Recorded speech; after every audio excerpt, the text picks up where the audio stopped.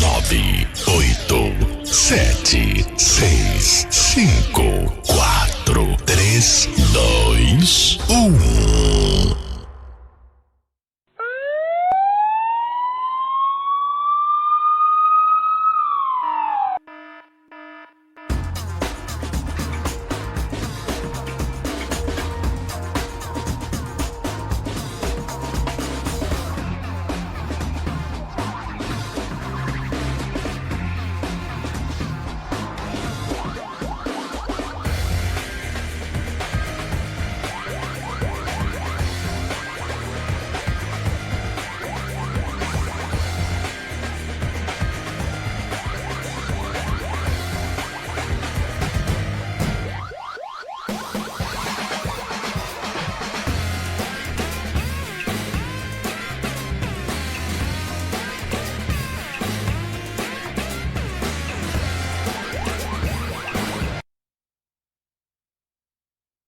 Nunca acerto. É isso aí, pessoal. Uma boa tarde para você. Tá aqui junto com a gente no Bunker. Olha só, hoje aqui uma deliciosa terça-feira, 12 de setembro. Olha só, a gente tá junto e já tá chegando no meio do mês de setembro, né? Esse 2023 está voando. Vlau, tá indo embora, né? A gente tem muita coisa para comentar e infelizmente não vai dar para comentar tudo aqui na edição da tarde. Tá muito provavelmente hoje nós teremos também a edição da noite, porque os assuntos estão surgindo aí, muita coisa mesmo. Mas ainda tem muita coisa engraçada para comentar hoje. Tá muita coisa engraçada mesmo. Hoje vai ser um dia de muito bom humor aqui. Porque, olha, de fato tem coisa aqui sorrindo, né? Vamos lá, vamos para a primeira delas, né? Olha lá, pessoal, você que está aí do outro lado, presta atenção, vem junto com o Roveran aqui. Antes de eu começar, deixa eu falar para vocês, olha, pessoal, a gente está trabalhando muito sério aqui no site do Bunker e nós estamos precisando de jornalistas aqui, pessoas que gostam, ou pessoas que gostem de escrever, né, que queiram trabalhar. A gente está precisando aqui, tá? Você tem um amigo aí que gosta de escrever, que está acostumado, não sei o quê, ou que é jornalista, você manda entrar em contato com a gente, tá? Existe aqui diversas formas de contato, né? Comenta lá, manda mensagem, tem de tudo, tá? A gente vai estar aqui então, eu vou preparar um meio de contato pra gente fazer isso, porque o site tá pegando fogo aqui, a gente precisa de gente sim, tá? Vamos lá, pessoal, olha só, né? Primeira coisa aqui, vamos falar dessa doideira que aconteceu ontem aqui. Você que tá aí do outro lado, fique de olho no site do Bunker, a gente tá soltando muita coisa em primeira mão, tá? Então não perde tempo não, cola lá sempre, jornalbunker.com.br, tá lá. Olha aqui, ó, Flávio Dino diz que fake news é crime e cai na checagem do Twitter. Essa foi engraçadíssima, né? O ministro da Justiça e Segurança Pública, Flávio Dino, do PSB, afirmou hoje, no caso foi ontem, né? No X, antigo Twitter, que fake news é crime e que é ainda mais grave quando se trata de uma crise humanitária e que a Polícia Federal irá tomar providências previstas em lei, né? Tá aí. Diz ele aqui, ó, reitero que fake news é crime, não é piada, né? Ou instrumento legítimo de luta política. Esse crime é ainda mais grave quando se refere a uma crise humanitária, pois pode gerar pânico, aumentar o sofrimento das famílias. A Polícia Federal já tem conhecimento dos fatos e adotará providências previstas em lei, né? Então, quer dizer, a Polícia Federal já estaria, então, agindo. Olha que loucura isso daqui, né? A postagem gerou polêmica na rede social, né, que se manifestou ali na postagem do ministro. O Twitter tem uma forma orgânica das pessoas checarem notícias, né? Então, daqui, ao contrário do que afirma o ministro, fake news não é crime no Brasil. Criar e compartilhar fake news ou desinformação não é um crime em si. Uma pena pode ser aplicada apenas em caso de calúnia, injúria e difamação contra um indivíduo ou organização, né? Aí são crimes contra a honra. Então tá aqui, né? Ó, o sujeito falando que fake news é crime, tá aqui o tweet dele. E embaixo a checagem, né? Embaixo a checagem aqui da própria rede social. E olha que interessante, né? Foi uma coisa que foi longe, atingiu 22.300 curtidas aqui, né? Dino não foi o único envolvido na história. O ministro-chefe da Secretaria de Comunicação Social, da SECOM, Paulo Pimenta, compartilhou a postagem e endossou a fala. O que disse então Paulo Pimenta, ministro-chefe da Secretaria de Comunicação Social da SECOM? Não vamos tolerar nenhum tipo de fake news. Muito bom, Flávio Dino. Não vamos permitir pessoas sem escrúpulos disseminarem mentiras nesse momento de dor. Muito bem, tá aqui, né? Então, ele tá aqui e aí embaixo ele compartilhou a publicação e a checagem foi junto, né? Bacana. Então, olha só, é muito interessante esse tipo de coisa porque me lembra uma série de tiros no pé que a esquerda deu durante os anos, né? Você vê aí o ministro Flávio Dino dizendo que fake news é crime, ele que é alguém que vem da área do direito, né? Deveria conhecer o Código Penal, deveria conhecer o Código Processual Penal.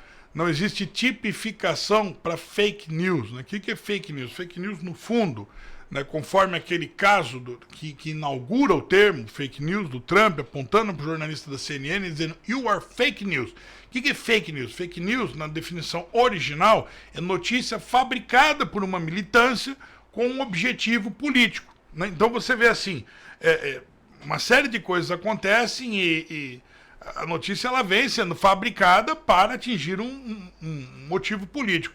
Agora, no Brasil tem muita coisa para discutir. Existe uma entrevista, né, que eu até salvei no HD, de um jornalista de esquerda, né, dizendo no lançamento do livro dele, ele foi lançar um livro chamado Jornalismo nos anos 90, e no ato do lançamento ele deu uma entrevista para um blog, lá na época há mais de 10, 20 anos, ele pegou e deu uma entrevista para um blog, quase 30 anos na verdade, e ele disse o seguinte, ele falou, olha, nos anos 90 o jornalismo descamba. Por quê? Porque tem um determinado político, que ele fala o nome no vídeo, inclusive eu vou fazer uma matéria só sobre isso, ele traz o nome no vídeo do político, é um político tucano, e ele diz o seguinte, que esse cara, né, teria um esquema no qual ele manda a notícia para para a revista Veja, e que essa matéria estaria indo para a Globo, para passar no Jornal Nacional, e do Jornal Nacional e para os demais veículos de imprensa.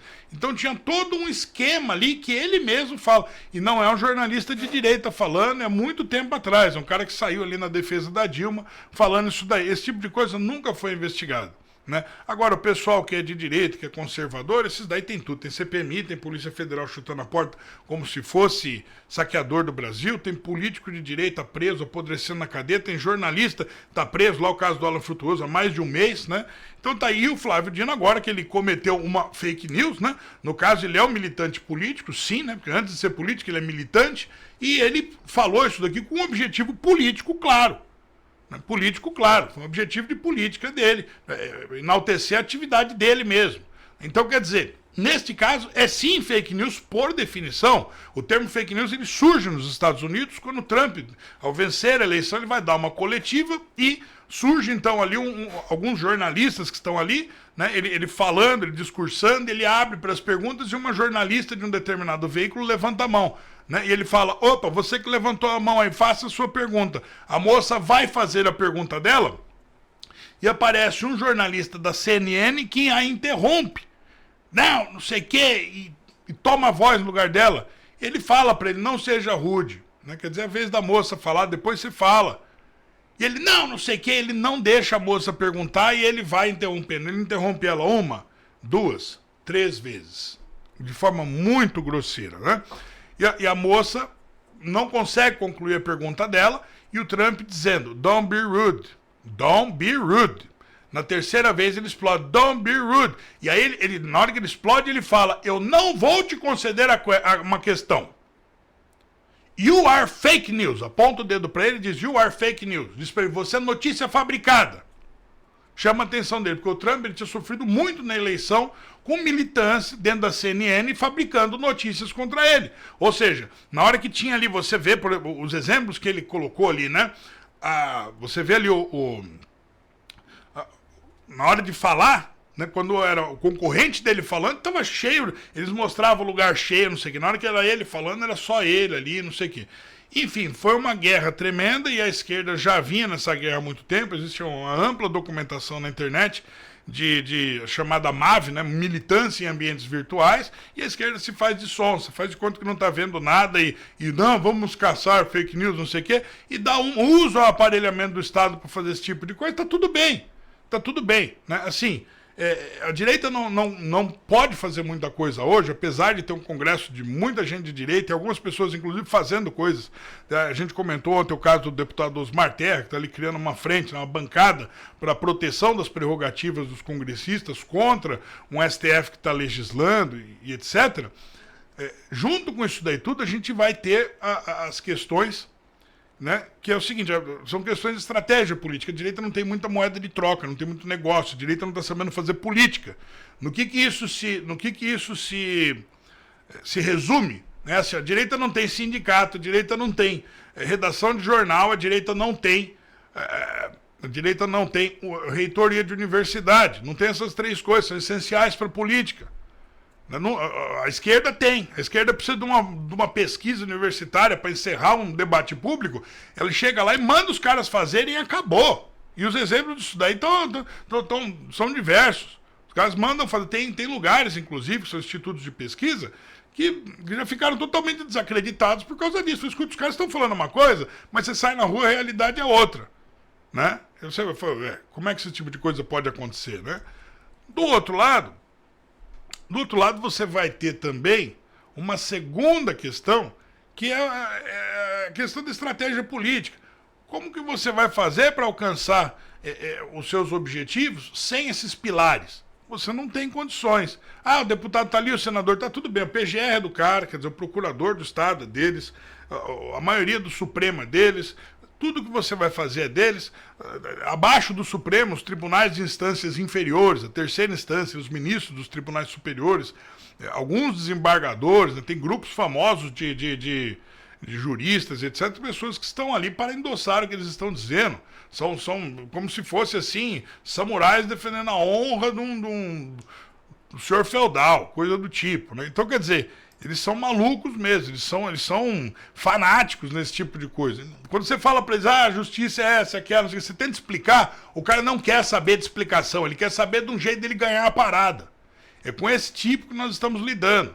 Então a gente que é pessoal que é mais à direita, mais conservador, e me incluo nesse negócio, tem que estar preparado, né? Como disse Jesus, orar e vigiar. Né? Orar e vigiar. Quando o Sun Tzu, inclusive, ele vai dizer que é o seguinte: não existe pior calamidade do que um sujeito que está alocado dentro do poder político, querendo dar ordens num campo de guerra, quer dizer, numa situação hostil. Um cara que está lá, que ele não sabe o que está acontecendo na situação, ele querer dar ordens ali. Por quê? Quer dizer, numa situação hostil, você tem que entender com o que você está lidando. O sujeito, ele só entende com o que ele está... Tem aquele exemplo antigo da arte da guerra, né, que ele coloca as duas concubinas do rei lá, que o rei vai tirar sarro dele e fala assim, então tá lá, bota as minhas duas concubinas ali, e as meninas começam a tirar sarro dele, até que ele vai lá e corta a cabeça de duas. Aí o resto fala, opa, o cara não tá brincando. Então, quer dizer assim, a pessoa que está fora do campo de guerra, o famoso conservador gravata borboleta, ele só entende o que ele está fazendo, só entende onde ele está pisando na hora que a Polícia Federal chuta a porta dele, na hora que ele é chamado para depor em algum lugar, na hora que o nome dele vai parar na imprensa e explode. Aí ele entende, ele fala, opa, esses caras não querem saber da verdade, eles querem fulminar o que eles chamam de adversários políticos. E quem está nas redações não são jornalistas, são militantes. Militantes no sentido último, no sentido de militar, no sentido de fazer guerra. E eles estão ali para isso. Ninguém se iluda. Vai lá ver as doações do governo federal para os veículos de imprensa. Inclusive teve uma do Jean Willis esses dias, né? Falando algo muito parecido aqui. Inclusive, teve um deputado que acionou o Ministério Público. A gente vai pegar mais informações sobre esse caso, tá? Agora, fora essa do ministro Flávio Dino, quer dizer, ele foi checado e nada vai acontecer, nem com ele, nem com o Paulo Pimenta. Nada. Ninguém fica esperando que eles vão ser acionados na justiça, coisa assim. Vai, no máximo, ter uma notícia e, no máximo, um jornalista, com o responsável pelo bunker sou eu, né? Então, no máximo, eu que vou me furnicar com isso. Eu já sei como é que a coisa funciona, não estou preocupado, mas tem que saber. Agora, falando em comportamento da imprensa, tem essa aqui do André Mendonça, né, do André Mendonça. André Mendonça não, perdão, André Fernandes, desculpa aí pelo... Não é agressivo, André Mendonça não me parece ser uma pessoa ruim, mas está aqui, né? Deputado chama jornalistas do UOL de canalhas, né? O deputado federal André Fernandes, do PL do Ceará, apontou ontem, dia 10/9, né, no caso anteontem, no antigo X do Twitter, a diferença de tratamento de lideranças brasileiras de lados diferentes do espectro político recebem situações idênticas, né? Então, quer dizer, são uma pessoa da esquerda e uma pessoa da direita, na mesma situação, e olha o tratamento que é dado pela imprensa. Na postagem, o parlamentar exibiu duas matérias do portal UOL. Na primeira, uma visita de Bolsonaro ao príncipe saudita, Mohammed bin Salman. Na segunda, o encontro de Lula com a mesma pessoa, né? Ele analisou e concluiu que se trata de canalice. O que disse aqui o André Fernandes? O mesmo jornal, o mesmo príncipe, recebendo a visita do presidente do mesmo país. Bolsonaro visitando, príncipe acusado de matar jornalista. Lula visitando, príncipe que deu joias a Bolsonaro. Quer dizer, é uma guerra. Ele diz aqui, canalhas, simplesmente canalhas, né? Então tá aqui, ó. As duas notícias aqui, né? Olha aqui, as duas chamadas no portal UOL, tá? Ele coloca, ele demonstra, né? Alguma coisa precisa acontecer, alguma coisa vai acontecer, mas não é, vou ser muito claro, muito franco aqui, alguma coisa precisa acontecer no país para normalizar esse tipo de coisa, mas vai ser no sentido político real. Não vai ser no sentido político de, vamos fazer um manifesto na rua porque assim a gente vai sensibilizar o Congresso vai agir. Esse tipo de coisa não funciona com a direita. Esse tipo de coisa funcionava lá para 64, quando o Jango ele queria botar pressão nos congressistas, né? Lá naquela época tinha aquele ditado, que político tem medo de povo na rua. Então o que o pessoal da esquerda fazia, o Brizola, etc., eles enchiam aquela praça lá no Rio de Janeiro, eu esqueci o nome, Central do Brasil, enchiam a Central do Brasil de gente lá no Rio de Janeiro e faziam um manifesto. O pessoal de Brasília ficava, ó, passa nem Wi-Fi, ó, fechou, trancou, tá? E aí eles conseguiam o que eles queriam no Congresso, né? Isso aconteceu até a direita dar resposta nas ruas, que foi a marcha da família com Deus pela liberdade, né? Que foram 50 dias mais ou menos na rua, foram 47, 50 dias de manifestos contínuos e crescentes, né, nas ruas do Brasil inteiro. Então tá assim, eles atropelaram as quantidades que a esquerda exibiu de gente nas ruas, tá? Então é isso aí. Em primeiro lugar, a gente tem que mostrar esse tipo de coisa, né? Acontece? Acontece. Os jornais estão participando disso? Estão. É uma questão que já está para lá de batida, mas que nenhuma solução foi aplicada ainda. Não existe uma solução para normalizar as coisas no país ainda, tá? Existe o país sofrendo, o país enxergando que está sofrendo. Acho que nem as pessoas mais simples estão ainda sendo vítimas desse tipo de coisa, tá? As pessoas mais simples já olham e falam, tá bom. Tanto que a audiência da Globo está caindo, o número de assinantes do Estadão e Folha caiu muito, né? E a Folha se sustenta porque a Folha tem a maquininha deles lá, que vale muito, que vale muito as ações deles lá, então eles não vão cair de jeito nenhum. Agora, o Estadão perdeu muito público e sentiu a pancada, né? Outros jornais aí, a revista Veja sentiu a pancada, etc. Toda essa gente sentiu a pancada, tá? Bom, agora vamos lá. Falar um pouco disso daqui, do G20. Eu achei que isso daqui foi um papelão terrível, mas vamos comentar. Lula acusou o Bolsonaro no G20. O presidente Luiz Inácio Lula da Silva, na verdade o nome dele é Luiz Inácio da Silva, tá? Lula é um apelido, tá ok? Acusou o antecessor e principal opositor Jair Bolsonaro de participação na suposta tentativa de golpe de Estado chamado 8 de janeiro. No domingo, 10 de setembro, durante a cúpula do G20 em Nova Delhi, na Índia, Lula afirmou que o ex-presidente está envolvido até os dentes. Ao comentar o acordo de delação premiada do tenente-coronel Mauro Cid, ex-ajudante de ordens do ex-presidente, Lula disse: acho que ele está altamente comprometido. A cada dia vão aparecendo coisas e a cada dia vamos ter a certeza de que havia perspectiva de golpe, que o ex-presidente estava envolvido até os dentes. É isso que vai ficar claro. Então, quer dizer, o Lula ele acredita muito que a CPMI ou coisa do tipo vão provar uma tentativa de golpe, coisa do tipo, tá? Olha, eu, Ricardo, acho que é assim, diferente do que está acontecendo no Brasil, o que a CPMI vai concluir, o que isso, aquilo vai acontecer, quer dizer, a CPMI tem mais ainda, eles tinham mais 90 dias, eu acho que o mês já praticamente foi, né? Eles devem ter pela frente mais 60 dias, eu imagino, coisa do 60 e poucos dias. Agora, uma coisa é certa, você imagina que você vai abrir uma reunião do G20. Você imagina assim, ó, uma briga. Lá nos Estados Unidos tem uma briga. Tem também uma briga. Tem lá o Biden e o Trump se quebrando lá, né? Tem aquela coisa toda. Você imagina, e lá nos Estados Unidos teve uma invasão lá também e tal. Você imagina que o Biden vai falar, né, num evento internacional, e ao invés de falar dos problemas, das questões que envolvem a cúpula do G20, ele vai falar de política doméstica do Brasil. Ele vai falar de política doméstica americana. Olha lá nos Estados Unidos, imagina o Biden com a voz do Lula, assim, menos um dedo. Olha, companheiro, lá nos Estados Unidos, o Biden fez o Trump, ele fez um negócio, sabe? Eu acho que o Trump tá envolvido até os dentes nisso. Você acha que os líderes mundiais, cada um tem um país inteiro para cuidar, tá preocupado com o que tá acontecendo dentro do Brasil? Que falta de bom senso!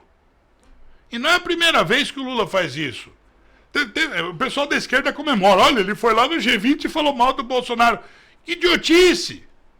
Que baixeza! Que bobagem! Que perda de tempo! Você imagina... Teve uma vez que ele foi se encontrar com uma outra liderança mundial, não lembro se foi o Putin ou o Xi Jinping, que ele veio agradecer as alianças partidárias da Câmara no Brasil. Ele foi lá falar da importância das alianças partidárias lá, que há dentro da Câmara. Você acha que o Putin, o Xi Jinping, está preocupado com isso? Está preocupado com o que o Lira está fazendo? Está preocupado com o que as siglas do Brasil estão fazendo? Que estupidez! Que estupidez! É uma falta de bom senso. Está falando com uma pessoa que tem... São líderes de países que têm PIBs altos, que têm problemas seríssimos. Problemas seríssimos. Desastres pelo mundo, etc. Uma porrada de coisa acontecendo. O cara vai falar de fofoca. E o pior, vai fazer feio pra caramba. Isso é igual, sabe o que é isso? Isso é igual aquele cara que sai de uma empresa, ele saiu do trabalho e ele começa a falar mal do lugar de trabalho que ele tava. Não, porque ali era o inferno, porque não sei o quê, porque eu era muito santo e o lugar era ruim. Ele nunca erra, só os outros que erram. Você presta atenção, quando você lidar com gente assim na sua vida, não, só os outros têm culpa. A pessoa com quem você está falando é a eterna vítima. Saia de perto, chispa dali. Por quê? Porque essa pessoa, cedo ou tarde, quando você também não atender as imaginações da cabeça dessa pessoa, do coração dessa pessoa, aquilo que a pessoa quer de você, quando você não atender, a pessoa vai sair chorando e gritando que você é mal e ela é do bem e que com você também é no inferno. Tudo que você está vendo, às vezes está socorrendo a pessoa, cuidado. Cuidado, muito cuidado. Estou fazendo muito cuidado com isso. O pior tipo de gente que tem é a pessoa que começa a chorar, dizendo que, meu antecessor era ruim, a pessoa que veio antes era ruim, não sei o que era ruim, e eu sou a vítima. A pessoa é a eterna vítima. Não entra nessa. Não entra nessa. Porque quando você for olhar a situação de perto, geralmente a vítima é a pessoa que está sendo acusada e o agressor é a pessoa que está acusando. Cuidado. Cuidado, tô falando, quem avisa, amigo é. Presta atenção, eu tô falando porque eu tenho 42 anos, vou fazer 43 aí em fevereiro. Presta atenção porque eu tenho o calo no pé de andar pela vida. Eu tô falando. Agora, esse tipo de coisa, que fofoca, que bobagem, que baixeza. Ir num encontro na cúpula do G20 para falar mal do Bolsonaro, que idiotice. Que a CPI vai concluir ou não, é indiferente. O que é horrível é essa situação. Agora, tem mais uma. Essa daqui é uma do... Tá lá no bunker, mas a fonte é o Cláudio Humberto, do Diário do Poder, né? Planalto quer que jornalistas não usem a expressão live de Lula. Né? Tá aqui, ó. O Planalto está pedindo para que jornalistas da mídia tradicional não usem expressões como live de Lula ou live semanal, quando se referirem às falas do presidente durante a transmissão no YouTube. O motivo é evitar comparações com as lives do ex-presidente Bolsonaro. Com baixíssima audiência, o governo tenta evitar o vexame, né? Nas lives em que o atual presidente conversa com Marcos Uchoa, ex-TV Globo, as visualizações têm ficado muito abaixo do esperado, alcançando uma média de 3 mil por semana, enquanto o rival político Jair Bolsonaro ultrapassava 1 milhão. A informação é do jornalista Cláudio Humberto, do Diário do Poder, né? Então tá ali, né? Ele postou isso daí lá, né? A gente que é do bunker aqui fez o que a gente chama de, no jornalismo, a gente chama de clipping, né? A gente dá a informação que é de outro jornalista, que também é fonte, mas diz qual é a fonte, diz o que é que o cara tá falando. Então tá aí, né? A afirmação tá aí. E olha, pessoal, isso daqui é uma coisa, né? Como diria o Paulinho Gogó, é venérea. Pessoal, desculpa, tá um fiasco completo. E esse tipo de coisa, eu entendo por que o Planalto esteja querendo fazer esse tipo de coisa. Não usa essa expressão no outro. Por quê? Porque eles sabem que as eleições de 2024, quero ouvir você, fala assim, ó, vem vindo aí, fala aí do outro lado, vem vindo aí. E o Lula sabe que a baixa popularidade dele vai custar caro. Vai custar caro. Mesmo que o cara chegue lá, contrata uma empresa aí de aumentar visualizações de diversas maneiras, tá cheio disso no mercado. Sabe o que é que acontece? Acontece que é o seguinte, quando um negócio é sucesso, que tá todo mundo falando, porque quando o negócio faz sucesso, todo mundo passa a falar daquilo. Por exemplo, anos atrás a Globo tinha o The Voice com muito sucesso. Esse ano eles decidiram cancelar porque ninguém estava mais falando no assunto. Então qual é o medidor deles? Não é o número de likes, não é o número de visualizações, não é o teatro do faz de conta. É a quantidade de pessoas que estão falando sobre isso. Ah, mas colocaram lá no Globo, colocaram na Folha, colocaram no Estado, colocaram não sei o quê. Tudo bem, mas as pessoas não têm interesse genuíno. Elas não vão falar a respeito disso, elas não vão comentar isso daí no trem, não vão comentar isso daí no metrô, nas filas de ônibus, não vão comentar isso daqui no açougue, no supermercado, na padaria, não vão comentar isso daí na quitanda, eles não vão comentar isso daqui dentro do escritório, dentro do trabalho. No dia a dia, em família, em casa, as pessoas não vão comentar isso. Enquanto a live do Bolsonaro era comentada. A live do Bolsonaro, o pessoal falou, o presidente falou isso, vamos analisar se está certo, se está errado, se isso e aquilo. E a direita vem sofrendo uma enxovalhada de acusações, isso e aquilo, por quê? Porque os caras aparelharam o Estado. E a direita agora vem sendo vítima disso. E vai ser vítima até conseguir resolver a questão política do país. Não achem que a prisão do Alan Frutuoso sem motivo, com o Alexandre de Moraes falando em democracia ainda, como se ele fosse alguma coisa dentro da democracia, e não um rival da democracia, né? Como se esse tipo de coisa fosse ter acabado agora. Não acabou, não. Pode esperar que a venezuelização do Brasil está acontecendo à luz do dia, tá?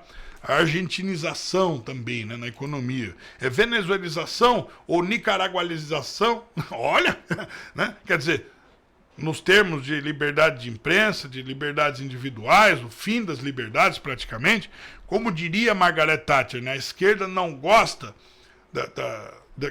da palavra liberdade, porque se deixar as pessoas escolherem o tipo de regime que elas querem, elas não vão querer o comunismo. Elas podem falar assim, eu não quero o comunismo. Então, antes de falar que não quer o comunismo, é melhor ir calando a boca das pessoas, joga na cadeia. Cai muito num trecho da Bíblia que diz, sereis levados aos tribunais por causa do meu nome. Quer dizer, o pessoal da direita é o pessoal que gosta de Jesus, o pessoal da esquerda não. Eles têm um faz de conta, eles têm um guazinho falando de Jesus. Vem com aquelas idiotices de que Jesus era revolucionário, não sei o quê. Claro que não. Jesus nunca propôs plano de poder. Jesus não... O que é o plano? O que é a mentalidade revolucionária? A mentalidade revolucionária é o seguinte, o professor Olavo explicou a vida inteira. É o sujeito reunir poder para esmagar o opositor e tomar o Estado e controlar tudo.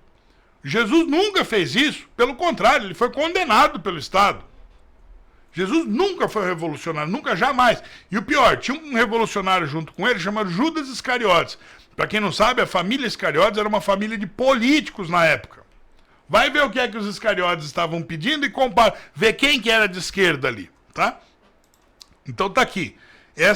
Agora vamos falar dessa outra aqui, que eu achei uma maluquice completa, né? Muita gente até comentou no Twitter e falou assim, pô, tava faltando isso também, né?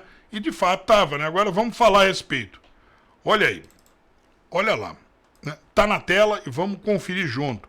Secom insinua que é culpa de Bolsonaro em desastres ambientais. Daqui o Paulo Pimenta, né, ministro-chefe da Secretaria de Comunicação Social da Secom, Em uma sequência de postagens no X, o antigo Twitter, a Secretaria de Comunicação Social, SECOM, do governo Lula, insinuou que a gestão anterior de Jair Bolsonaro tem culpa em desastres ambientais por falta de investimento.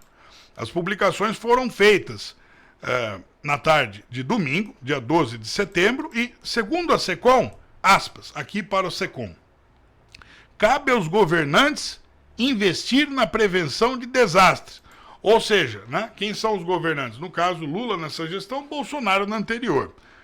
E o orçamento de Bolsonaro, da gestão anterior, para essa finalidade, quer dizer, para a prevenção de desastres, em 2023 era de 671 milhões, enquanto a gestão atual elevou para 14,9 bilhões até 2026. Né?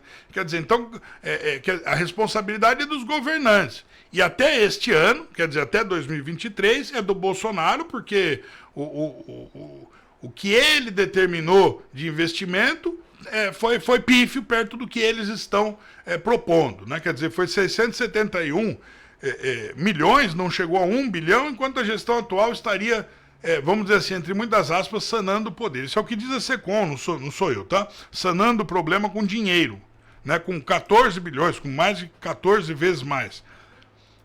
A mudança, aspas aqui para a SECOM, tá? Para a publicação deles. A mudança climática é uma realidade e cabe aos governantes investir na prevenção de desastres. O orçamento previsto pela gestão anterior para a prevenção de desastres, no entanto, era de apenas 671 milhões para 2023. Né? Graças à PEC da transição, a proposta de emenda constitucional da transição, a gestão atual conseguiu, ainda em 2022, subir para 1,17 bilhão este ano, quase o dobro. E melhora, neste sábado, o governo anunciou que serão incluídos até 2026 14 bilhões no novo PAC para ações de prevenção em desastres em todo o país. Isso significa mapear áreas de risco, construir estruturas de contenção, né, e correção de encostas, fazer obras de drenagem e saneamento, capacitar a sociedade sobre como agir em situações de perigo, entre outras ações. Brasil, União e Reconstrução postou a secretaria. Então tá aqui, né? Tá dizendo, ó, gestão passada, tá em preto aqui embaixo, né? Ele coloca 671 milhões, né? Neste ano, 1,17 bi, né? Tá aí, quase o dobro. E até 2026, 14 bi. Né? Estão dizendo que eles são muito melhores do que o Bolsonaro e que, portanto, os desastres aconteceram ali por uma falta de prevenção, né? E, portanto, a culpa seria da gestão anterior, seria da gestão Bolsonaro. Né? Eu gostaria muito de saber o que é que você acha disso. Esse é um assunto delicado, esse é um assunto tenso e dramático que envolve os sentimentos de muitas famílias aí que perderam seus entes queridos, mas, novamente, ao que eu percebo, existe, assim, um anseio, existe uma esquerda que está babando de vontade de subir no palanque das pessoas, em cima, né, o palanque no caixão das pessoas que sofreram, dessas famílias, e dizer, nós estamos aqui para resolver o problema, a culpa é do outro, não é minha. Fazer politicagem sobre... Né? Agora, se, conforme eles estão alegando, não houve prevenção a desastres, ou a prevenção a desastres foi insuficiente no governo anterior, e por isso os desastres aconteceram, por falta de prevenção, então agora eles têm a obrigação de provar esse ponto de vista deles. Mas, conhecendo esse pessoal, o que importa para eles é falar e botar as pessoas que estão falando, né, o contra-argumento, a contraposição, o raciocínio diferente, botar essas pessoas na cadeia e acabou a conversa. Não é para conversar nada, nós que manda aqui, você esteja preso. Você esteja preso, nego. Essa que é a realidade. Agora vamos falar um pouquinho aqui também dessa outra notícia, porque se faz necessário. Eu, se fosse o Bolsonaro, já começava a inspirar mais uma pedrada nesse negócio da SECOM aqui, porque eu acho que a esquerda vem sim, tá? Dificilmente a esquerda não vem, tá? Tá aqui então. Olha lá, né? Nova cirurgia de Bolsonaro concluída em São Paulo. Tá aqui a foto do ex-presidente. Após novos procedimentos cirúrgicos no Hospital Vila Nova Star, em São Paulo, O ex-presidente da República, Jair Bolsonaro, postou uma foto hoje, dia 12 do 9, no X, né, o antigo Twitter, comemorando o sucesso da operação. Mais uma etapa vencida, né? Celebrou o ex-presidente. A cirurgia foi avisada de antemão na tarde de ontem pelo jornal Bunker, né? A gente noticiou isso daqui, eu vou mostrar para vocês, é importante essa parte aqui, tá? Bolsonaro passou por diversas cirurgias e ainda sofre pela facada que sofreu em Juiz de Fora, Minas Gerais, em 2018, né? Então, quer dizer, ó, aqui o presidente comemorando aqui, né, no Twitter, mais uma etapa vencida, a foto dele aqui. Olha, pessoal, vamos falar uma coisa aqui, que a gente tem que falar com muita clareza, tá? O presidente Bolsonaro está passando por diversos procedimentos cirúrgicos desde 6 de setembro de 2018, né? Ano em que, em Juiz de Fora, lá naquele 6 de setembro, durante uma passeata ali de campanha presidencial, o Adélio Bispo chegou lá, enfiou-lhe uma faca e girou, né? Então, quer dizer, foi algo preparado, o Adélio já estava atrás do presidente há um bom tempo, isso para mim já foi premeditado sim, né? Não tem nada de louco o sujeito, por quê? Porque ele tem muitas coincidências, o fulano foi em tal lugar, ele estava lá também, fulano foi, o Carlos foi no stand e tal, o cara estava lá, tem um monte de coincidências aí, que comprova que não pode ser coincidência. Se for um monte de coincidências assim, o Adélio que passe a jogar no bicho, passe a jogar na Loteria Federal aí, e comprove a sua sorte, né? Porque como diz um amigo meu, né? Você atirar pro alto uma vez e acertar o pássaro no voo, pode ser sorte. Se não for sorte, você prova, você faz de novo. Aí não foi sorte. Aí você sabe o que está fazendo. Quer dizer, não foi sorte, ele sabia, porque ele aconteceu diversas vezes. Alguém estava passando, obviamente alguém estava passando a agenda do Bolsonaro pro Adélio, da família Bolsonaro como um todo.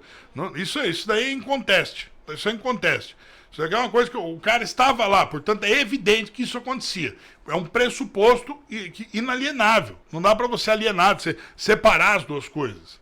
Agora, a Polícia Federal deu o caso por resolvido, mas até agora a população, incluso eu, não gostou do que disse a Polícia Federal, não acreditou no que eles estão falando, sobretudo agora, né, depois que o Flávio Dino falou que a Polícia Federal vai se empenhar na causa do Lula, a Polícia Federal perdeu completamente a confiança. Por quê? A Polícia Federal, assim como todas as autoridades, são instituições de Estado. São instituições que respondem à Constituição, não ao governante. A Polícia Federal ela não responde ao governante, ela responde à Constituição. Ela não pode ser cobrada assim, como se fosse funcionário do Lula, funcionário do Bolsonaro, funcionário de quem quer que seja. E para isso precisa de um delegado com 2 grãos, precisa de um delegado com boa vontade. Um cara que chega lá e fala assim, fulano, é o seguinte, eu sou delegado aqui, tá? E nós vamos cumprir a Constituição. Vamos ver se existe esse tipo de homem no Brasil. Tá difícil de acreditar, tá? Eu não vi nenhuma reação, nem dos sindicatos da Polícia Federal, contra a fala do Flávio Dino. Os caras querem ficar puxando o saco de político para ver se sobe na carreira. E aí estraga, prostitui a instituição como um todo. Agora, você acredita que uma instituição que aceita que o Flávio Dino chegue lá, o ministro da Justiça, e diga, olha, a Polícia Federal está aqui empenhada na causa do Lula? Oh, desculpa. Não dá para acreditar. Eu sinto muito. Sinto imensamente, tá? Agora, por que você deve seguir o Jornal Bunker? Por que você deve ficar de olho nas nossas notícias? Por causa disso aqui, ó. A gente anunciou hoje aqui o fim da cirurgia do presidente. E olha aqui. Ontem, nós anunciamos aqui em primeira mão, para você, vou colocar a notícia aqui, né, que quem segue o Bunker, quem está no Telegram aqui do Bunker, quem está nos canais do Bunker, no Twitter, etc., fica sabendo em primeira mão. Quem segue o site, quem assina a newsletter lá, fica sabendo. Bolsonaro chega em São Paulo para nova cirurgia, nós postamos ontem, né, avisando, né, foi o ex-assessor do presidente que postou nas redes sociais e nós imediatamente então fizemos a matéria aqui, botamos no ar o aviso, né, que o Bolsonaro seria então, estaria sendo internado então aqui na capital, em São Paulo, para fazer essa cirurgia lá no Hospital Vila Nova Star. Então, quer dizer, você seguindo o Bunker, ele está provando aqui que você seguindo o Bunker, você fica sabendo das coisas de antemão. você fica ali, a gente procura manter você bem informado. Lembrando, né, o que eu falei no início, a gente aqui precisa de mais jornalistas, a gente precisa de gente trabalhando no site. Se você conhecer alguém, ou se você quiser, por favor, entre em contato conosco, tá? Eu vou deixar aqui um contato especial para os profissionais, eu vou até colocar na tela agora. Deixa eu colocar na tela aqui, ó, agora, para você entrar em contato por este WhatsApp que eu estou colocando na tela, tá? Ó, você manda mensagem aqui, né, e se identifica, tá? Eu vou deixar essa mensagem, vou deixar esse número aqui na tela, tá? Para você fazer contato conosco, né? Tá aqui, ó. Tá aí na tela, né? E você faça aí o seu contato conosco para que a gente converse, né? E veja se você tem aptidão para isso, se você já é jornalista, eu vou agradecer muito, né? A gente falar sobre uma série de questões envolvendo você trabalhar ou não aqui, tá? Então, espero que se você não anotou, eu vou deixar mais um pouquinho aqui na tela, né? Dá tempo de você anotar. 11 95224 8960 é o WhatsApp aqui da redação, tá? Você manda aqui pra gente e a gente vai então conversar, tá? Tá aí. Agora, outro assunto, pessoal, quer se manter bem informado, vem com a gente. Olha, provavelmente hoje tem uma série de notícias que nós precisamos comentar, né? O STF lá mais uma vez pisando na jaca, né, com a contribuição sindical. Tem o caso do jornalista Alexandre Garcia, tem uma série de coisas acontecendo mesmo que eu não teria. Olha, só para você que está do outro lado ter uma ideia, né? O STF validando a contribuição sindical, né? Tem aqui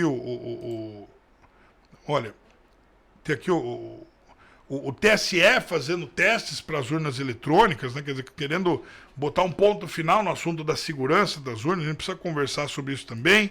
Ah, e uma muito quente, que é a sucessão do TCU, que vai influenciar quem que vai entrar na vaga da Rosa Weber. Essa notícia é a notícia mais quente do momento, a gente precisa falar sobre isso. E também existe o impeachment do Biden. Tudo isso daqui a gente vai comentar. O impeachment do Biden, que o processo já foi aberto. Além de outras coisas, né, que a gente vai comentar aqui na edição da noite. Hoje vai ter edição da noite sim, tá? A gente está preparando aqui, fica de olho no site que as notícias vão sair lá e a gente vai chegar aqui para bater esse papo, para comentar, tá bom? Um beijo no seu coração, a gente volta logo mais com mais informações aqui na edição da noite, tá? Por favor, ajuda a gente, tá? Deixa o seu like aí, isso é fundamental. Deixa o seu like, não esquece da gente, manda esse link para seus parentes, etc. Tá, para todo mundo que você puder. Traz o pessoal, vamos levantar de novo o canal aqui do Bunker, a gente está precisando disso, né? Quer tá sempre junto com a gente? Vai lá no Telegram, @jornalbunker.com.br. Vai lá, vem com a gente, né? Lá você vai ficar sabendo de tudo. E tem o Pix aqui também, ajuda a gente que nós precisamos sim. Se Deus tocar no seu coração, saiba que nós estamos sim precisando, estamos sem patrocinador, sem nada, aí fazendo o trabalho e sabendo que lá na frente vai dar alguma coisa. 11 99 218 5469 é o Pix aqui do Bunker. A gente vai mudar essa chave depois, que ela é muito complicada, tá? A gente precisa sim da sua contribuição. E se você puder, a gente vai agradecer muito, tá? Faça isso daí, se Deus tocar no seu coração. E você que está aí junto com a gente vai agradecendo e vai então dizendo para você, obrigado aí pela sua audiência, obrigado pela sua companhia, obrigado a Deus em primeiro lugar. Cara, sem Deus a gente não faz nada aqui, nem quer. Sem Deus a gente não vai a lugar nenhum. Estamos esperando as perseguições? Estamos, porque nós estamos falando coisas que são doloridas aos ouvidos de muita gente, né? O poder é o poder. Eles não vão amaciar para ninguém. Eles não vão amaciar para ninguém. O pessoal que saiu da direita e começou a tacar o pau na direita, não sei o quê, com receio do que eles acontecer, a esquerda não perdoa. Se ela faz justiçamento com os seus próprios membros, que dirá as pessoas que demonstram fraqueza, como muita gente eu já vi fazendo aí, tá? Então, pessoal, é isso aí. A gente vai ficando por aqui. Um beijo no seu coração, que Deus te abençoe. Voltamos às 10h30 da noite com a edição da noite aqui, tá? E fica de olho lá no site. Beijão no seu coração e até mais tarde. Fomos!